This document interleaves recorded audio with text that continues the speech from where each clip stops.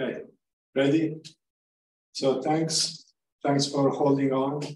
It's not the last one. There's two more after this, so be strong. May the force be with you. So I'm Giorgio. I'm already introduced myself. Giorgio Dall'Olmo from OGX Italy, for those online who were present yesterday. And I don't know too much about respiration, to be honest, but I have a tool that can be used to estimate respiration. So I'm going to talk to you about this tool. Okay. Of course, the tool is BGC-Argo data, so you will hear a lot about Argo and everything. Hopefully, it moves. Okay, so here's a short outline. I have one slide about respiration, motivation, and background, mostly for myself. Then I'm going to talk to you about Argo and the new version of Argo, which we call One Argo, and we will see why. Biogeochemical Argo is a part of One Argo, so that's what we go for next. And finally, a couple of estimates of how BGC-Argo data, a couple of examples of how BGC-Argo data have been used to estimate respiration, both from oxygen, which in Argo board we call DOXY, and from optical backscattering data. So this is a proxy for suspended particles. Okay. I put a bunch of pictures of my trip to Antarctica, my first ones, in the hope that maintain the attention span, I guess. Okay, so motivation. You've seen the very complicated description of what respiration is. This is what respiration is for me.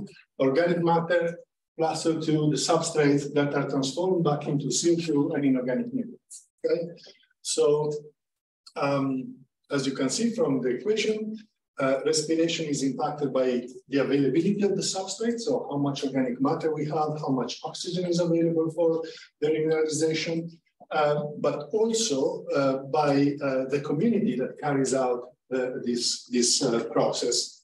You've heard about bacteria and bigger organisms. And of course, it's not only their abundance that counts, it's also the type of organisms that are present and how they're feeling, their physiology, right? How are they feeling well? Are they feeling this? This is my biogeochemical Argo view of all the physiology. So are they happy? Are they not happy? And so on. By the way, I failed to remember to point out that we're moving from the very small scales, like measuring one aggregate or one cell, to much bigger scale, both in space and time, okay? So this is the first step. Next is Pepe going even bigger, and finally Iris going as big as you can, right? Okay. So how our communities, why our communities are happy or not happy. So the physiology of our community is determined also by environmental variables, right? Temperature, you've heard, the availability of nutrient, of oxygen, and pH.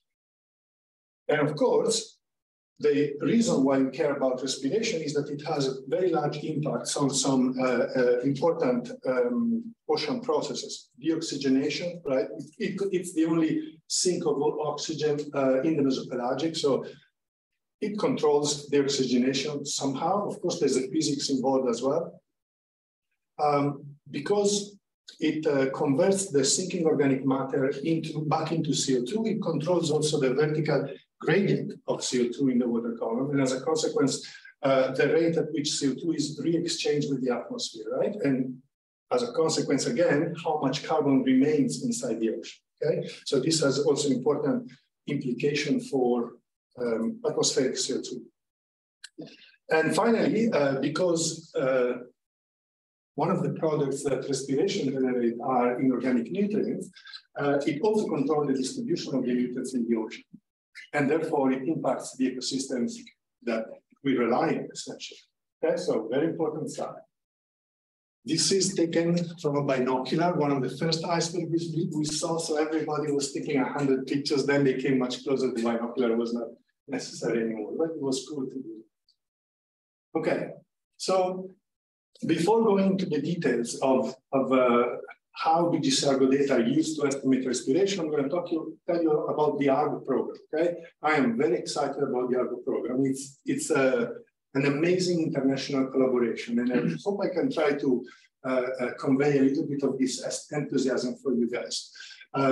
This is The float we deployed in the Weddell Sea in the middle of the ice. Hopefully it's still there, collecting profiles under the ice at this time of the year, and it will pop up next year to transmit all the data that it has collected. So also quite interesting. Okay, so I told you the Argo program is a large international collaboration, the objective of which is to measure temperature and salinity in the upper 2,000 meters of the ocean, okay? Why do we care about this? Because of ocean heat content and the change in the water cycle, so it's a global program. It's based on about, initially, the objective was to deploy 300 of these floats, measuring temperature and salinity. And the program started at the beginning of the 2000s, and it reached its objective of 3,000 floats at about in about 2007. Okay. Yeah. So let's go. I forgot what's next. Okay. So the Argo program is based, of course, on the Argo float. The Argo float is a platform about this tall. Here you have a representation of it. That can control its buoyancy by changing its volume, right? It has a little bladder at the bottom. It pushes oil or sucks oil out of the bladder, and this changes the density of the floats. And as a consequence, the floats can go up and down. So the way we call it, the way a float works, it follows a cycle. The cycle starts after the deployment from the ship. So we need ships to deploy floats. Floats are not going to replace ships and what you can do from ships. It's a complementary part of the ocean observing system. So once the float it's in the water, it starts its cycle. It sinks to what we call the drifting depth or the parking depth. Parking depth because it stays there. It sleeps for about 10 days, or depending on how you program it. And after 10 days, drops to 2,000 meters, comes back to the surface, and when it comes back, it measures temperature and salinity. At the surface, it gets a GPS position and then relays all the profile to land via satellite. And then the cycle starts again, and it continues for up to 7 years, depending on the location where you are. Okay, so a very cost-efficient way of collecting a lot of data. Please feel, I don't have a lot of slides, so feel free to interrupt. Okay, if you think I'm forgetting something or saying something stupid, let me know. I'm happy to have this interactive. You can see that I have no idea what's coming next. Okay, of course. And I have a delay, so this is the April 2023 distribution of Argo floats in the global ocean. It's just the last position of these, they drift, so each of these has a trajectory attached to it. And the colors indicate the nations that contribute to the program. You see most of the plot is green because the US contributes half of the fleet, most of the fleet. A large part of the plot is green because of that, but there are lots of contributions from Japan, Canada, this is Europe, and then many other countries, big or small, they contribute what they can, okay? Okay, so for me, the most fascinating thing of Argo, and is something that the users typically don't have a clue about, and this is the Argo data system. I think it's really fascinating because it requires a tremendous amount of coordination among different places. So let me lead you through this data system. Okay, so here at the bottom, I'm using the mouse, hopefully it works. Yeah, here at the bottom we have the floats that transmits data to the various receiving centers, right? So we call this receiving center the data assembly centers, the DACs. Yeah, there's 11 of them throughout the world. And their role is to receive these messages from the float. They arrive in binary format, they decode these, and they convert them in the same type of file. Okay, so you think this is an easy thing to do, but to convince 11 countries using different softwares to do the same exact thing is a big coordination effort. So they convert the data into a common format. They apply what we call a real-time quality control. These are automatic tests that weeds out all the obviously bad data, okay? And then they distribute this quality control data in a common format to 2 global data assembly centers. They are a mirror of each other. There's one in the USA and one in France, okay? These data assembly centers are responsible then for distributing the data to the public. That's where you go and get your data from Argo if you want to do them, and you can do that right now, okay? One of the key messages or key requirements for Argo is that not only you follow all this procedure and you follow the standards, but you also make your data available in near real time. So the time it takes from up to here to become available to the public with real-time quality control is 12 hours, okay?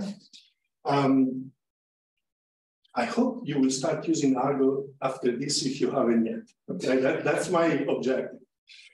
So you see here the data are distributed, but then there's an additional layer of quality control. So the first quality control is this semi-automatic. It's made mostly for operational users like modelers who assimilate the data in their operational models, and they require a very quick responses or a very quick transfer of data from the flow to the model, like for example, for weather forecast. There's another layer of quality control, which we call the delayed mode quality control. And this is to deliver a data set that is of climate quality, okay? So this is a more complicated type of quality control. It requires users' intervention, in fact, expert intervention. And it's carried out about every 12 months. This is for at least for the temperature and salinity data. Okay. After that, the data again, they get quality control by expert and fed back into the GDACs where they become available. Of course, this is tracked through the file naming convention, and you can see which data are in real time, which data are in delay mode quality control. Again, all this is quasi-transparent to the users, but it requires a lot of effort. So Argo works very strongly to coordinate all this. The first time I saw this, I said, "Whoa!" It was the first Argo conference. I was amazed. Okay, next. Okay, before going into BGC-Argo, I want to show you one of the main achievements of Argo. Okay, I told you that Argo wants to measure the temperature in the upper 2,000 meters of the ocean. If you integrate the temperature, you get the heat content. Okay, and the heat content is really important measure of global warming. Why? Because the ocean, as I hope you know, absorbs more than 90% of the anthropogenic heat that we have generated. Okay, so this is a plot of the global average ocean temperature anomaly. Okay, from minus 0.15 to 0.15. You can see that how from 2006 to today, the heat has entered the ocean more and more. Okay. Another way to see this is looking at this plot on the side. So this is the ocean heat content anomaly again. So it's the integral of this with the average removed. As a function of time, this time is from 1995 to maybe, what is it, 2020, something like that.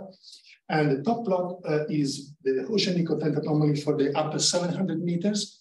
The bottom plot is the deep ocean heat content from 700 to 2000 and deeper than 2000, this black line, this shaded line. So the different lines that we see here are estimates from different centers. So they took all the data that they had and they estimate what is the heat content of the ocean. And you can see that in this first part of the time series, there is quite a bit of divergence across these different estimates from different countries, okay, from different meteorological centers and so on. Now look what happens here. All the data collapse onto each other. We go down, it's 2007. That's when Argo reached its global coverage. Okay, so most of the data in these things come from Argo. So Argo has allowed us to have a very good estimate of the ocean heat content. I'm emotional. So same thing for the bottom, from the bottom part. Of course, most of the heat content anomaly is in the surface because that's where the heat is coming from, right? But it's clearly propagating at depth as well. Okay. So one Argo, what is one Argo? One Argo is essentially the vision for how Argo is supposed to develop in the next, I think, 10 years. That's the time scale we were talking about. So it was agreed in 2020. And it's called One Argo because not only it now includes the core mission, the temperature and salinity mission in the upper 2,000 meters, but it also includes a deep mission and the BGC mission. So you see that the planned contribution is half of the floats are going to be core, a quarter deep, and a quarter BGC. The map here shows, so this is a BGC float with all the different sensors attached. This one is a deep Argo float, so it's a sphere because it's the most resistant structure that can withstand pressure all the way to 6,000 meters. Okay, so this time the CTD is here. It's a glass sphere and it's covered with plastic just to, of course, for a little bit of protection. So this is the distribution that has been considered. You can see that the blue part is the standard density of floats, and then there are regions where the density has been increased in the equatorial because the dynamics are faster or the requirements for more measurements are higher, let's say. So it's increased density in the equatorial regions, in the western boundary currents, these magenta areas, and then in the marginal seas. I don't know if you see this yellow area, Mediterranean, Gulf of Mexico, this is the east coast of Asia. Okay, so this is the very exciting ambition, okay? And it's still an ambition because the cost of this thing is 3 times as the original cost. Okay, so we always want to communicate this challenge, right? Because people say, oh, that's great, where I can get the data? But the data are available, but it's not said that it's going to happen. So we need support from the funding agencies who are then in turn stimulated by the users. Okay, that's why I'm telling you this thing. If you like Argo, you make sure that you say, I want Argo. Okay. It seems like obvious, but it's not very obvious. What's that? What is the cost? The cost of what? I think it was on the order of 10 million per year. Now this increases to 30 million per year. Yeah, it seems expensive, but if you start counting, the extreme example is what should I do if I didn't have Argo? You can consider having a sheet collecting measurement every 10 days for 7 years. That cost, it's not realistic. You cannot have that, right? Okay. Yeah, again, so I also want to stress that I'm not proposing Argo as an alternative to everything, not at all. It's a complementary way of doing things. So finally, we are at BGC-Argo, the biogeochemical mission of One Argo. As the name suggests, it focuses on measuring biology and chemical properties of the ocean. And at the moment, we have 6 official variables: oxygen, nitrate, pH, chlorophyll, suspended particles, which is optical scattering, essentially, and then irradiance, so how much light is coming down in support of photosynthesis. These variables are official because there's legislation that regulates what you can measure where in the ocean, especially in the EEZ, the exclusive economic zones. Also, the International Oceanographic Commission has agreed to these variables. So if you put a float and it exists inside somebody's water, you don't have to say, oh, I'm measuring, although they can still say, I don't want you to measure if they notice. Okay? So very exciting stuff, but a lot of challenges. First of all, it has required a big update of this data management system. Come on, wake up, wake up. And these sensors produce a lot of data. So there was a little bit of a crisis within Argo because all of a sudden they had limited resources for the temperature and salinity, and all of a sudden they received 6 additional variables. Some of them deliver spectra. So each point is a spectrum of, 40 points. So very, very complicated. I think we've solved that, or we're in the process of solving. We have to develop methods to process and quality control this new data from the sensor. Remember, they are way in the middle of the ocean. You cannot touch them anymore. So several things that have developed. One of the challenges here are the sensors. So most of the cost of the BGC-Argo float comes from the sensors themselves. In fact, probably half or more than half of the cost. And unfortunately, at the moment, we don't have a good competition in the market of the sensors. Okay, so things are moving, but it's a risk for Argo, because if the company that produces the sensor decides either to increase the prices dramatically or to stop producing some of the sensors, then Argo suffers. And of course, I told you the funding is one of the challenges, and I will tell you once more at the end of the presentation. But the new science that can be done with this type of data is very, very exciting. All of a sudden, you know, I'm used to see the ocean from space, so big scale, you can see everything if it's not cloudy. But from space, you can see the upper 40, 50 meters at most, okay? These things allow you to see inside the ocean down to 2,000 meters, variable that you cannot see from space, like nitrogen, for example.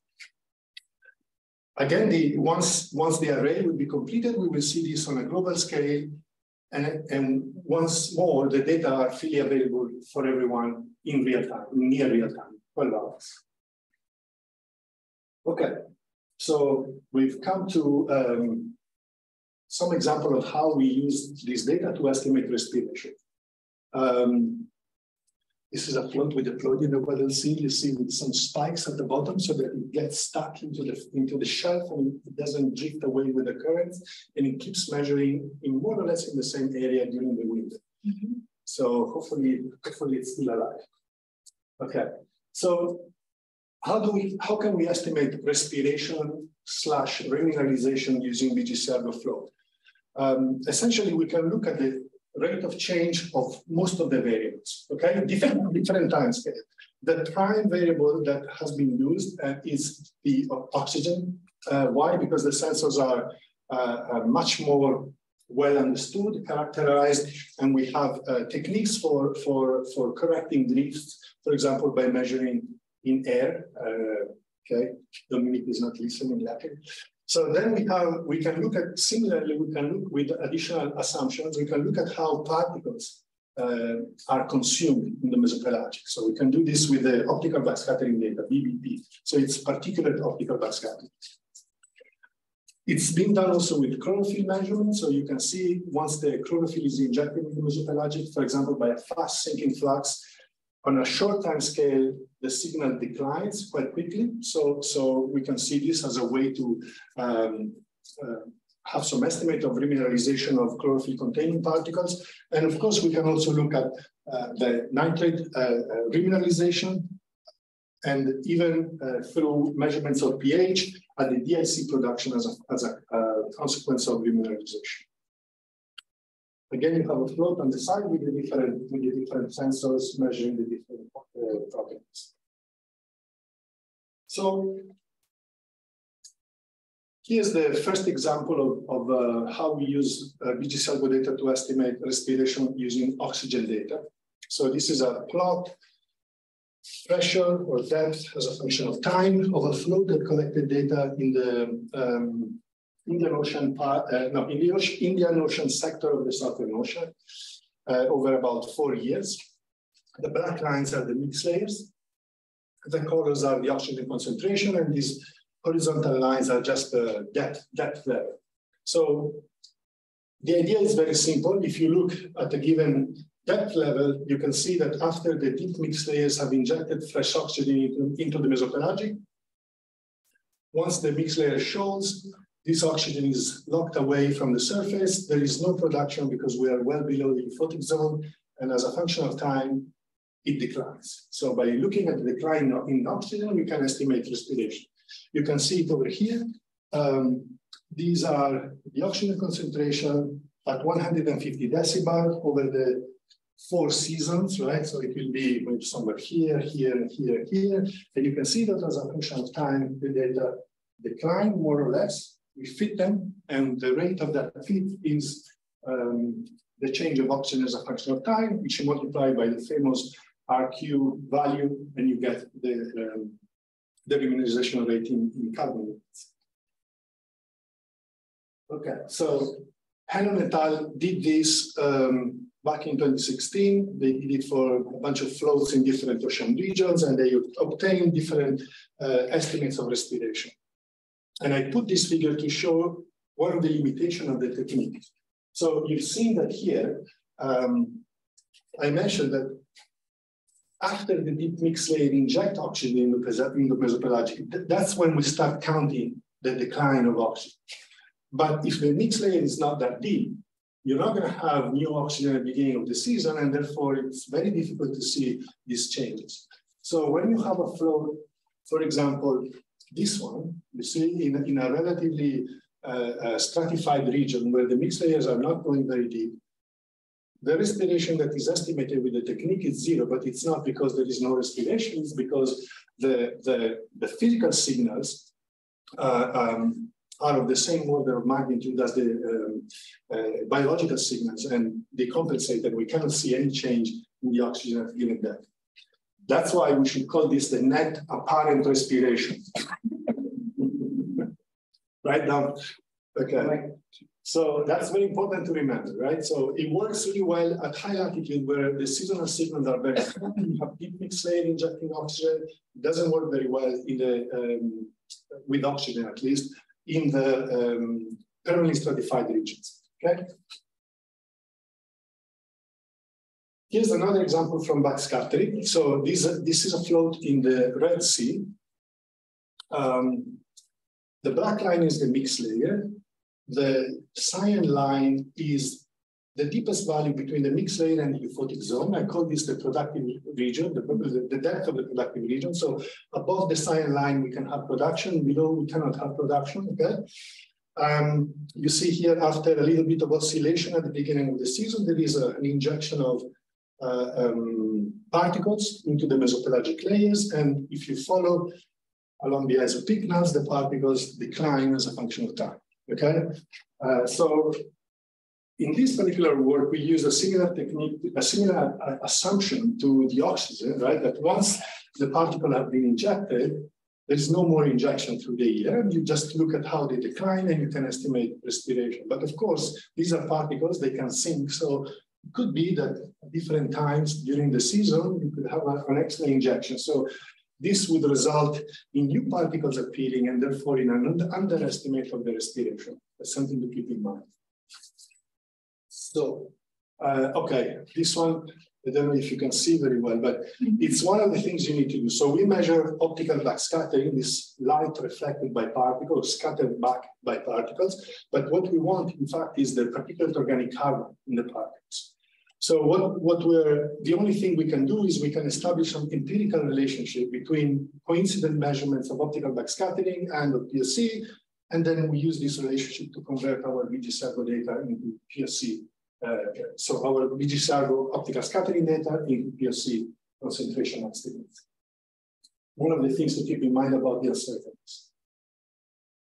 So once you have this POC concentration, we can integrate over the different layers. We can calculate the integrated POC, the stocks. And so again, here we have the mixed layer. It's kind of faint in this gray line. It's just to give you a sense of where we are in the season. So you see after the mixed layer starts showing, we have a large spikes in the particles. This is like the export coming in, and then it drops very quickly. And as a function of time, there is a gradual decline through the summer of these particles. See, so rather smooth apart from some noise there.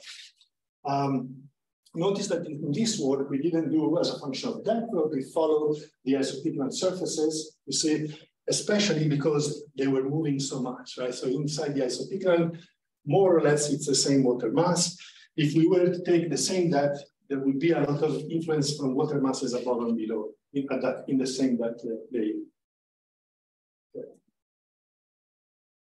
So by looking at the decline of these stocks as a function of time, we can estimate the loss rate or net apparent remineralization rate.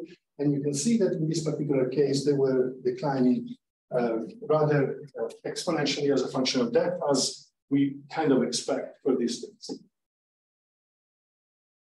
Interestingly, then we try to do the same thing for the oxygen, right? So we saw the POC losses, and now from the oxygen, we can see the total organic carbon losses, because the oxygen responds to both the particles and the dissolved organic matter. So here I calculated apparent oxygen utilization.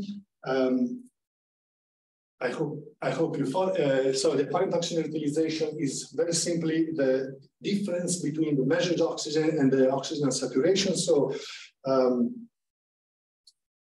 or the contrary, I'm always confused. Anyhow, when it increases, it means the organic matter is being remineralized. So again, here we can also see not as gradual. So there was a decrease at the beginning, then a rather stabilization later on. But what we can do is we can compare these total organic carbon losses with the particulate organic carbon losses.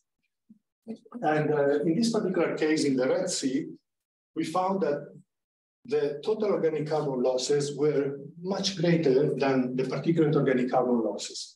Of course, this is not definitive, so this would suggest that DOC is the largest contributor to the remineralization, but please remember the caveat that I told you about the POC losses that may be affected by additional inputs that I'm not accounting for.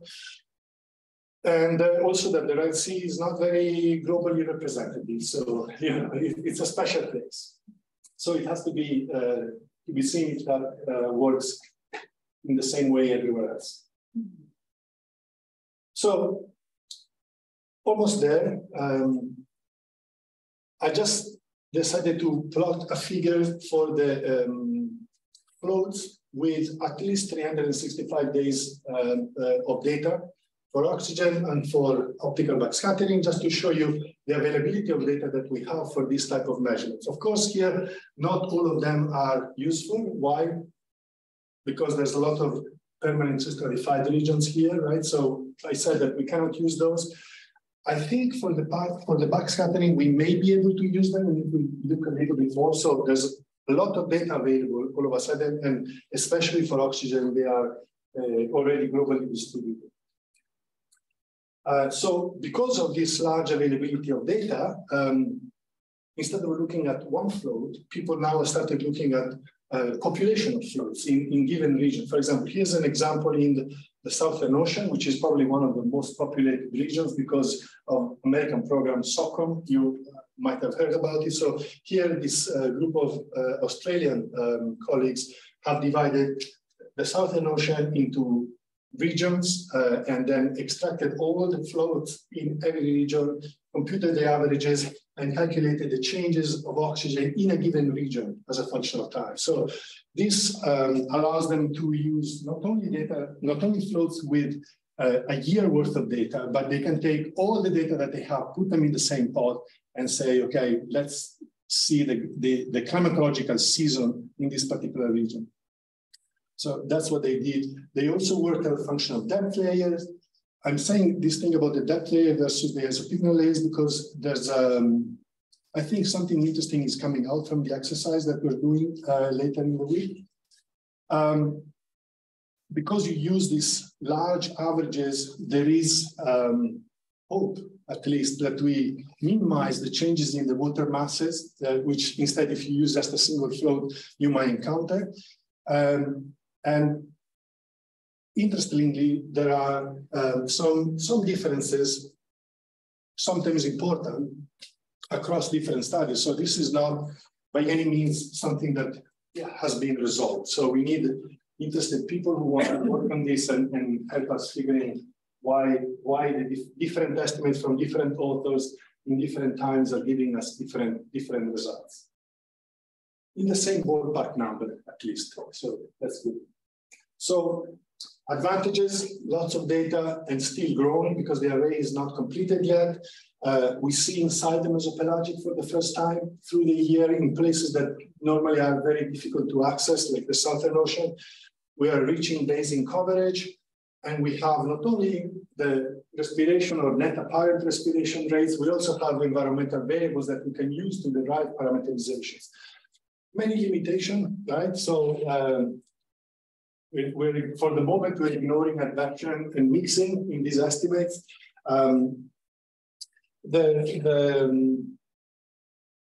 This estimate can be derived if we have seasonal changes that are large enough to be detected by these sensors. So for the oxygen, I told you, it may not be working.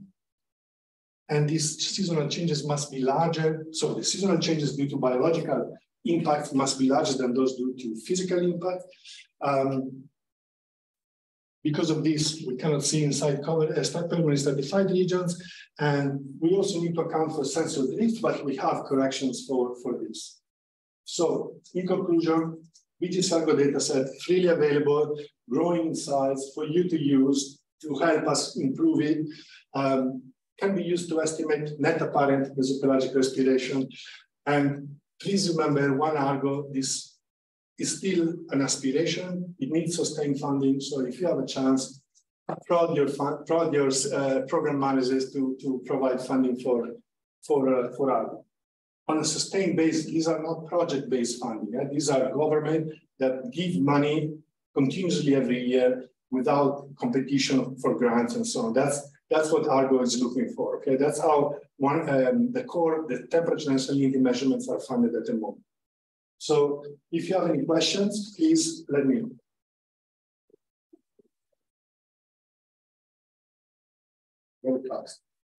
What is the minimum concentration of oxygen